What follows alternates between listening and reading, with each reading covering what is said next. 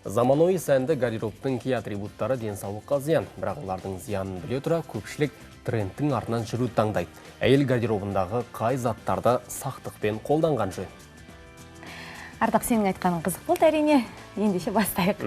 Тар және денеге жабысып тұратын киім.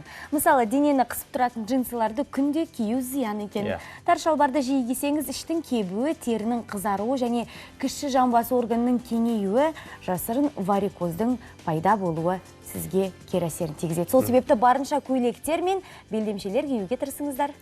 Косметика салатын сөмке, телефон, күнделік, үй немесе машинаның кілті, майлықтар, айна, әмиян, қуаттағыш және тағы басқалар, бұлардың бәрін күнде сөмкеңізге салып тасып жүресіз. Олар арқаға және иыққа салмақ түсіреді. Соның кесірінен омыртқаға салмақ түседі. Ауыр сөмкелерді тасып жүру бұлшықет пен сіңірге жағымсыз әсер етуі мүмкін. Сондықтан қыз-келіншектер сөмкенің шағын әрі жеңілдеу түрін таңдаған жөн. Ол ішіндегі заттармен бірге 4,5 келіден аспау керек. Сөмкені тек бір иыққа ғана аса бермей, екі жаққа ауыстырып тұруды әдетке айналдырыңыз. Біз кеңес беруден жалықпаймыз, ал сіз оны міндетті түрде жүзеге асырыңыз. Ал дәл қазір өміріңізге пайдалы деген лайфхактардың рас өтірігін Маржан Нүсіпбек анықтайды, бірге көрейік.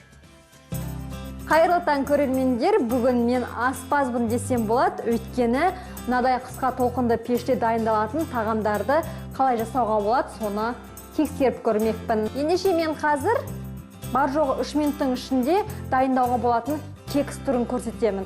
Ол үшін бізге ұн, қант, какао және қопсытқыш, жұмыртқа, сүт, одан кейін тұз керек болады. Алдымен жұмыртқамызды шағып, бірінші барлық керегімізді дайындап аламыз.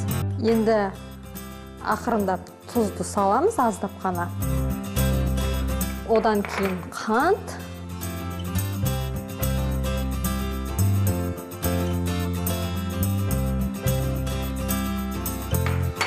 осын тағы да біраз араластырып аламыз. Ұнды салып араластырамыз.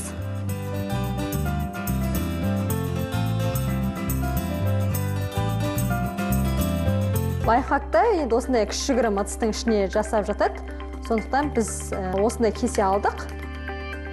Какао мен қопсытқышты қостық. Какао енді әдемі түс берсе, ал қопсытқыш көтереді. Кішігірім аздаған кексіміз дайын. Енді осыны алып, қысқа толқынды пешке 3 минутқа қоямыз.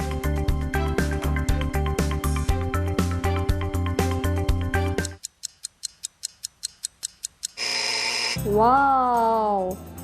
Қараңыздар не дайын болғанын. Бірақ қазір дәмін татып көрейік. Дәмі қалай шықты екен, шынымен пісті ма? Ол жоғары жағы піскенмен іші піспей қалуы да мүмкін. Яғни, бұл тексерген лайфхагымыз жүзеге асты. Кексті осылай асыққан кезде немесе таңғы асқа тез арада дайындауыңызға болады екен. Келесі тексеретін лайфхак бұл қысқа толқынды пеште омлет дайындау. Оны да тексеріп көрмекпіз.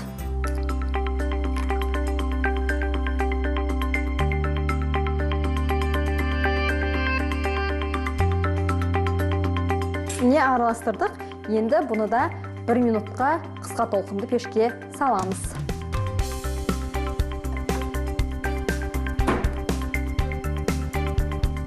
Не 2 минут уақытымыз өтті.